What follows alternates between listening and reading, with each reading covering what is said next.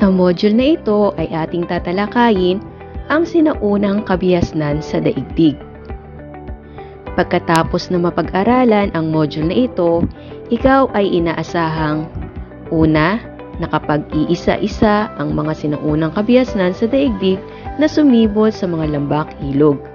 Ikalawa, nakapagsusuri ang mga sinaunang kabihasnan ng Egypt, Mesopotamia, India at China batay sa politika, ekonomiya, kultura, relihiyon, paniniwala at lipunan. At ikatlo, nakapagpapahalaga sa pagsisikap ng mga sinaunang tao na makapagtatag ng mauunlad na pamayanan. Ang mga sinaunang kabihasnan sa daigdig ay sumibol sa mga lambak ilog ng Mesopotamia, Indus, Chino at Egypt. Ang kabihasnan ay tumutukoy sa maunlad na pamayanan at may mataas na antas ng kultura ang kinakitaan ng organisadong pamahalaan, kabuhayan, relihiyon, mataas na antas ng teknolohiya at may sistema ng pagsulat. Nalinang ng mga sinaunang tao ang mga kasanayan sa iba't ibang larangang nagpaunlad sa kanilang pamumuhay. Sa module na ito, pagtutuunan mo ng pag-aaral ang mga mahalagang pangyayari sa mga sinaunang kabihasnan sa daigdig. Susuriin din ang mga aspektong humubog sa pamumuhay ng mga naninirahan sa mga kabihasnang ito. Halina't maglakbay tayo sa nakaraan. Tatahakin natin ang landas ng mga sinaunang tao na nakapagtatag ng mauunlad na pamayanan at nakapagtaguyod sa mga sinaunang kabihasnan ng Mesopotamia, Indus, Chino at Egypt. Ang kabihasnang Mesopotamia sa kanlurang Asya. Ang Mesopotamia ang itinuturing na lundayan ng kabihasnan sapagkat ito ang pinag-usbungan ng mga kauna-unahang lungsod sa daigdig. Sa kasalukuyan, ito ay matatagpuan sa Iraq at bahagi ng Syria at bansang Turkey. Itinuturing ang Sumer na pinakaunang sibilisasyon sa Mesopotamia. Nakapagtatag ng malayong lungsod-estado o city-state na pinamunuan ng isang paring hari. Ito ay isang pari na nagsisilbing hari rin ng mga Sumerian. Nabuo ang 12 lungsod-estado tulad ng Eridu, Kish, Lagash, Uruk, Ur, Nippur, at iba pa na bawat isa ay may sariling pamahalaan na pinamumunuan ng isang hari. Naniniwala sa maraming Diyos at Diyosa na anthropomorphic o may katangian at pag-uugaling tao ang mga Sumerian. Bunga ng paniniwalang ito, nagtayo sila ng templo na magiging tahanan ng kanilang Diyos. Ito ay ang tinatawag na ziggurat.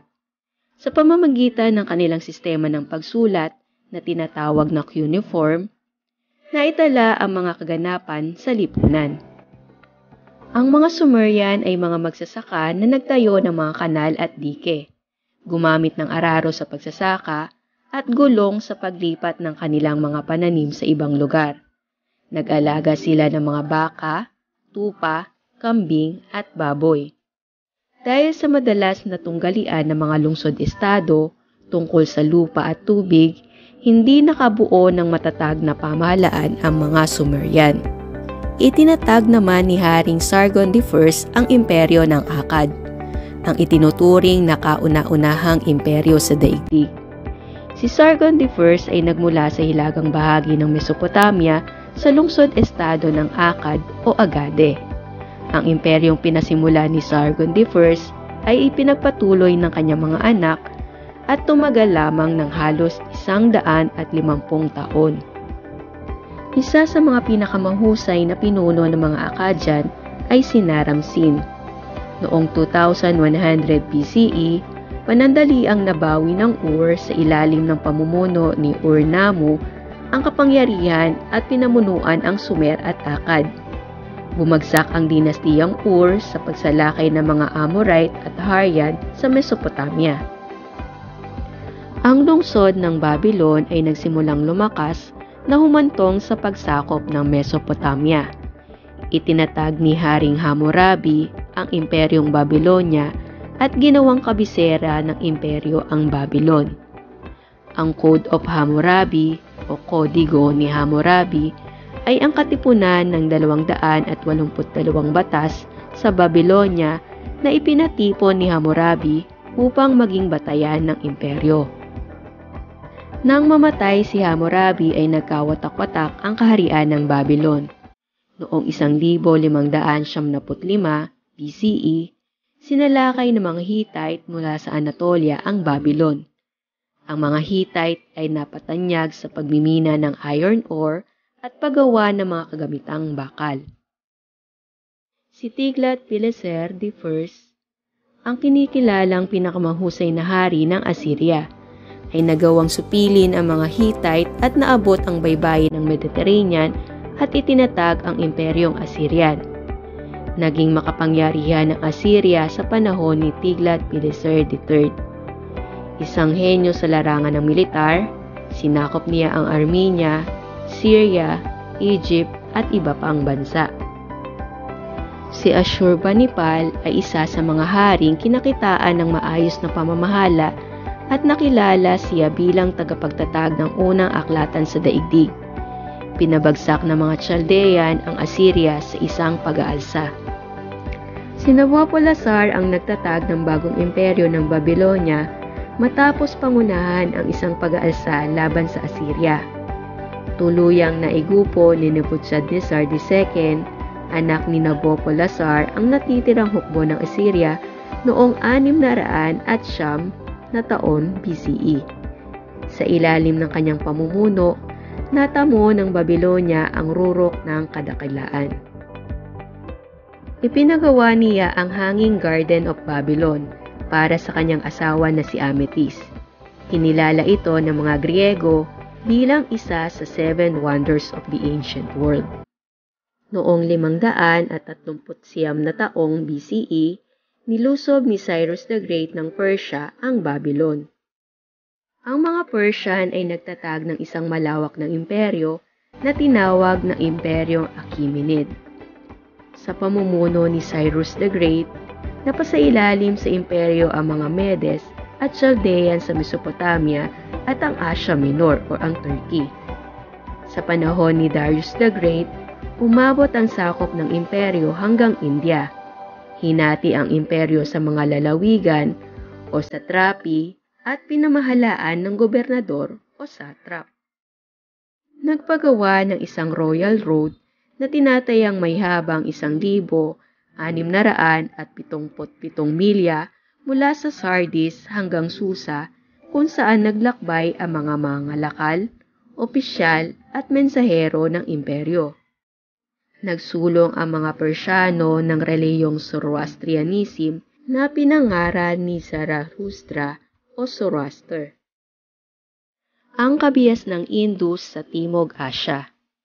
Sa rehiyong Timog Asya nagsimula ang kabias ng Indus na nakasentro sa mga lambak ng Ilog Indus.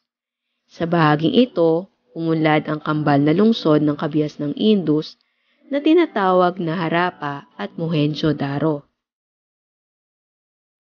Ang Harappa ay kasalukuyang matatagpuan sa Punjab na bahagi ng bansang Pakistan. May 350 milya ang layo nito mula sa Mohenjo-daro pahilaga. Samantalang ang Mohenjo-daro ay nasa katimugang bahagi ng daluyan ng Indus River. Tinatayang umusbong ang mga lungsod noong 2700 BCE hanggang 1500 BCE. Ang mga Dravidian ang mga unang nanirahan sa India at nagtatag ng mga lungsod ng Mohenjo-daro at Harappa. Lanado at malalapad ang kalsada sa lungsod.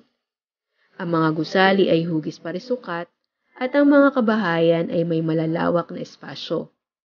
Ang pagkakaroon ng mga palikuran ng mga kabahayan ay itinuturing na kauna-unahang paggamit sa kasaysayan ng sistemang alkantarilya o sewerage system. Hanap buhay ng mga tao dito. May mga nahukay na relikyang nagpapatunay na nakipagkalakala ng mga sinaunang India sa Mesopotamia tulad ng mga inukit na batong seal na ginamit sa pagtatak ng mga kalakal. Ang pagtatapos ng kabias ng Indus ay may iba't ibang paliwanag. Ang isa dito ay dahil sa paglusob ng mga pangkat nomadiko pastoral mula sa gitnang Asya. Kabilang dito ang grupo ng mga Aryan. Ang panahong Vedic.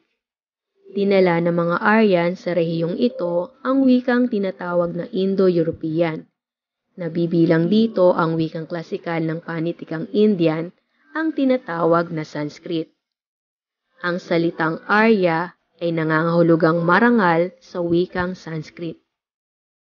May 4 na sagradong aklat ang mga Aryan na tinatawag na Vedas. Ang Rigveda, Samaveda, Yajurveda at Atharva Veda. Ang Vedas ay tinipong himnong pandigma, mga sagradong ritual, mga sawikain at mga salaysay. Makikita sa Vedas kung paano namuhay ang mga Aryan sa panahong Vedic. Nabuo ang sistemang kaste sa India na hango sa salitang kasta na nangangahulugang angkan. Ito ang pag-uuri ng tao sa lipunan ng India. Mailalarawan ang sistemang kaste sa tatsulok na makikita sa inyong harapan. Ito ay binubuo ng Brahmin o mga kaparian, Kshatriya o ang mga mandirigma, ang Vaishya na binubuo ng mga mangangalakal, artisan at magsasaka, ang Sudra na binubuo ng mga magsasakang walang sariling lupa, Dravidian, ina po ng mga Aryan na nakapag-asawa ng hindi Aryan, at ang Paraya na tinatawag na untouchable. Sila ang mga naglilinis ng kalsada, nagsusunog ng mga patay, at nagbibitay sa mga kriminal. Ngayon naman ay tunghayan natin ang mga imperyong naitatag sa India, gaya ng Imperyong Maurya, Imperyong Gupta, at Imperyong Mughal. Noong 322 BCE, nakontrol ni Chandragupta Maurya ang dating kaharian ng Magadha at naitatag ang Imperyong Maurya na ang kabisera ay nanatili sa Pataliputra. Tagapayo ni Chandragupta Maurya si Kautilya, ang may akda ng Arthasastra. Naglalaman ito ng mga kaisipan hinggil sa pangangasiwa at estratehiyang politikal. Ang imperyo ay pinamunuan ni Asoka, ang kinikilalang pinakamahusay na pinuno. Tinatag ni Chandragupta I ang Imperyong Gupta. Sa panahon ni Chandragupta II, nakontrol muli ang Hilagang India at ang kabisera ng imperyo ay Pataliputra. Itinuturing itong panahong klasikal ng India. Si Kalidasa ang kinikilalang pinakamahusay na manunulat at makata ng India, ay nabuhay sa panahong ito. Naging maunlad ang mga larangan ng panitikan, sining, agham, astronomiya, matematika, at siruhiya. Itinatag ang Mughal ng masakop ni Babur ang Hilagang India at Delhi noong taong 1526. Narating ng imperyo ang tugatog ng kapangyarihan sa ilalim ni Akbar na namuno sa kabuuan ng Hilagang India mula taong 1556 hanggang 1605. Ipinatupad ang kalayaan sa pananampalataya at makatarungang pangangasiwa. Ilan pang magagaling na pinuno ang humalili kay Akbar. Nandyan si Shah Jahan na nagpatayo ng Taj Mahal at si Aurangzeb na nagbawal ng sugal, alak, suti at iba pa. Salamat muli sa inyong pakikinig. Ang paksa patungkol sa kabias ng Chino at Egypt ay matutunghayan sa susunod na video. Paalam!